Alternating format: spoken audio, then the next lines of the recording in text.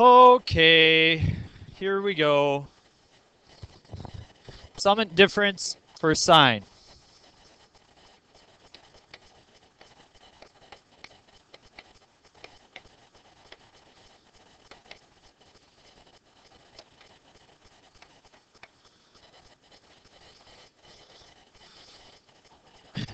Do you see it on your sheet? It's right here, your graphic organizer. You might need to take out a highlighter and highlight some of these, but the sum and difference formulas are all right there for you. And it goes like this: sine of A times the cosine of B plus or minus the cosine of A times the sine of B. And what does that mean? What does that mean? Well, it means this.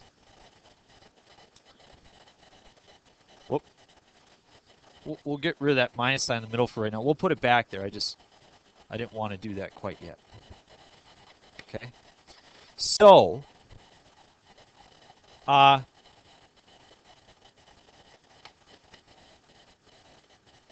do you know the exact value of sine of 45 degrees? Yeah, if you look at the front side of your graphic organizer on the unit circle, you can see that the sine of 45 degrees is equal to what? Square root of 2 over 2. Do you know the sine of 30 degrees? Do you know the exact value? What is it? 1/2. Now, here's the deal. This is sine of 45 plus 30 will give you the sine of 75 degrees. Do you know the exact value of 75 by looking at your chart? No. Sum and difference formulas allow us to calculate exact values. They're not necessarily written on our chart. They're useful for a variety of things, especially manipulating equations later on in higher level mathematics. But here's what you can't do, and here's the biggest mistake that people make. If they see the sine of 45 plus 30, instead of writing it as a sine of 75, they say, oh, we'll just find the sine of 45, which is square root of 2 over 2, and we'll find the sine of 30, which is 1/2, and we'll add it together. And if you look at the decimals, you got 0.7 plus 0.5, and you get about 1.2. What's wrong with that? Sine can never be greater than 1. So you know that this is not right. You don't simply take the sine of each value and add it together. Here's what you do instead. You take the sine of the first angle times the cosine of the second angle. Then you add onto that cosine of the first angle times the sine of the second angle. And that's the formula. So last lesson, 7.1, I couldn't tell you how to do the problem every time, right? This time, I can.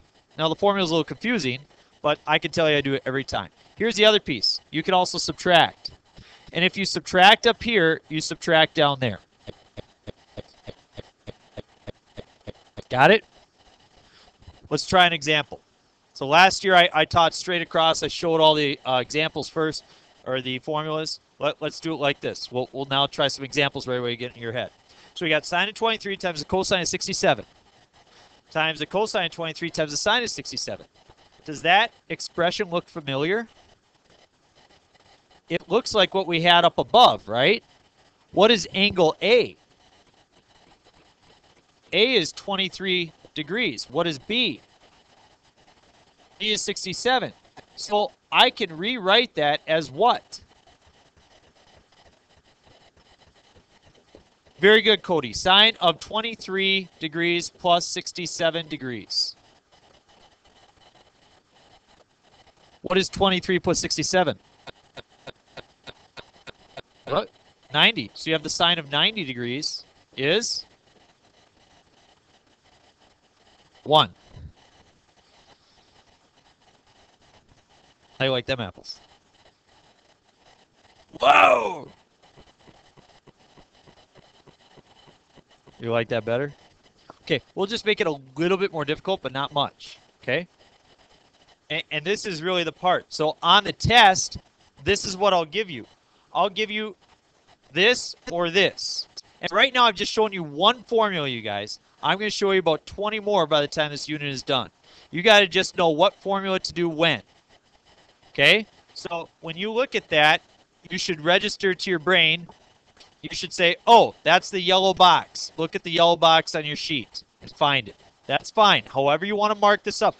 I wanted to color these sections for you, red, blue, purple, so you could, coordinate it with color, but I couldn't print it like that. I highly encourage you to highlight each one a different color so you'll learn to go back to there. Because my intention was that last year people would be able to make use of this, and Kelly made great use of it, but there were a lot of people who were too confused by the back of this sheet.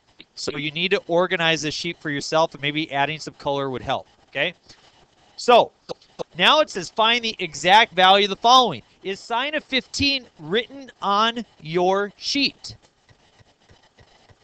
No. However, are there two angles that you do know that either add to 15 or subtract to 16? Excellent. So I can rewrite this as sine of 45 degrees minus 30 degrees. Now, you guys, I want you to know that there's another set that you could have chosen. You could have said sine of 60 degrees minus 45 degrees. So you could choose either one, and it will work out the same. It will. I promise you.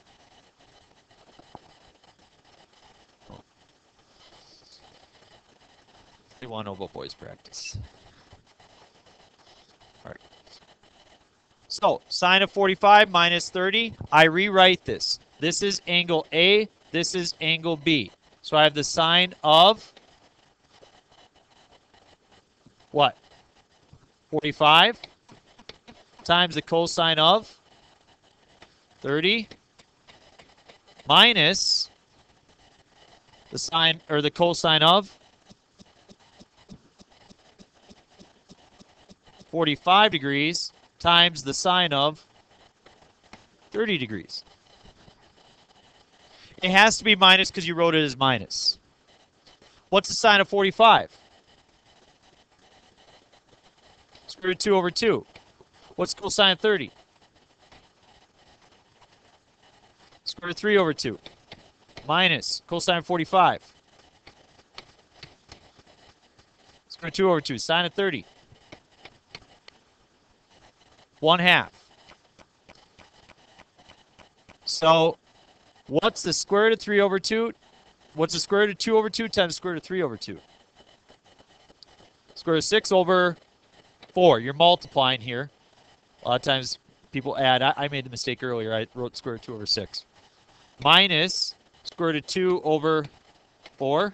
So what you end up with is square root of 6 minus square root of 2 over 4. You cannot subtract them unless the radicands are the same. So that's what we have. So that's the exact result. That's the sine of 15 degrees. So we were able to use so we could make a bigger table than what you currently have. Does that make sense? Okay. All right.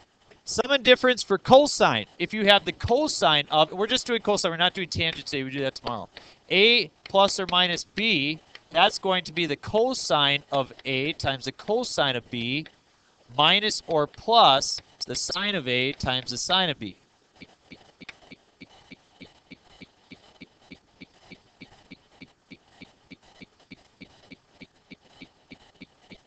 Now, look at the sign. Plus and minus, minus and plus. That means it switches.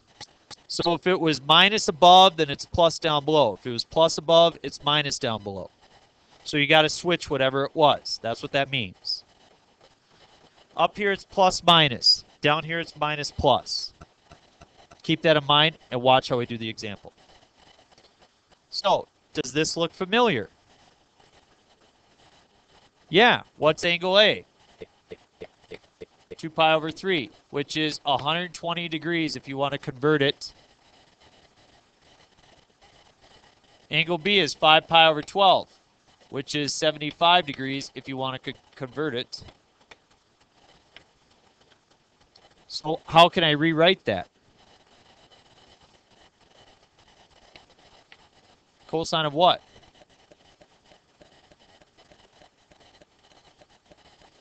Cosine of 120 degrees. Minus, because you see a plus, 75 degrees. So, Hannah, did you see that now? Okay. What's 120 minus 75? 45. What's cosine of 45 degrees? Square root 2 over 2. Good. Yep. So again, I think everybody would just rather convert the radians into degrees. That's how they work. So now let's find the exact value of cosine of 7 pi over 12. So first I'm going to convert it to degrees because that's what you guys like to do. So that's going to be 75 degrees. Remember your conversion, that's on your sheet as well. You got to take theta, whatever it is, and multiply it by 180 over pi if you want to change it. So if you do that, you end up with 75. Oh, not 75. I'm sorry, 105. That's trouble when you do it in your head. There we go, 105. Okay, do you know of two angles that either add 105 or subtract to 105?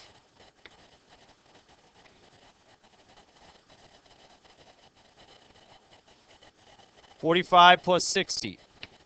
So we know the exact value of those. So we'll go to work there. So now I have to convert that to my formula. And my formula says I take the cosine of each.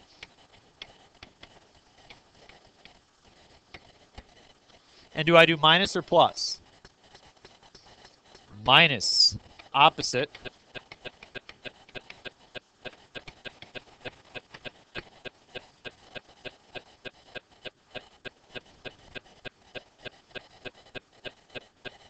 See if you can finish it off while I press pause and respond to the email.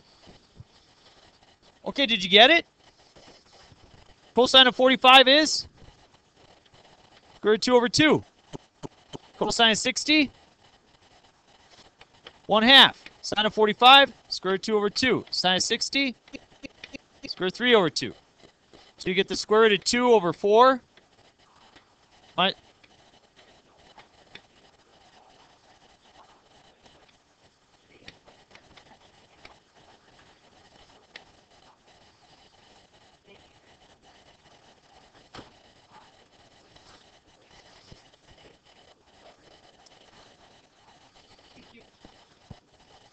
This my email didn't make it. All right, so is that what you got? Good. So that's all you're practicing today, guys. Here's your assignment. So the problem that we just did, I want you to practice those 1, 3, 6, and 7, and then 11 through 13. Now, Haley, you said something. You said it was easy, and you should. That's what many of the students said last year as well. The problem was after we added 19 more formulas on top of it, then the question was what to do when. When to use which formula. And so I need to do a better job of teaching that this year, and hopefully we can think that through. I want you to know that when we get to the whole test and the study guide and everything, it is daunting sometimes. So good luck.